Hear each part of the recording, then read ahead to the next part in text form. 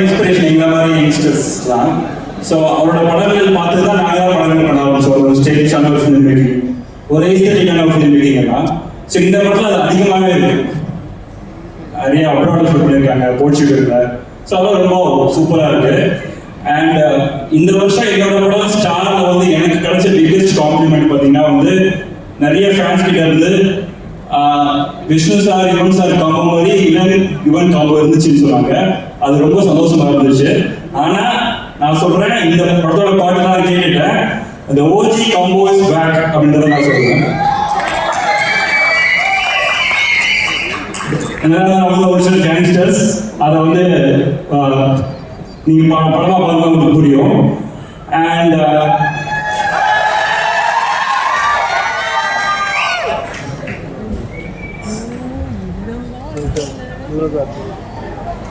Siva.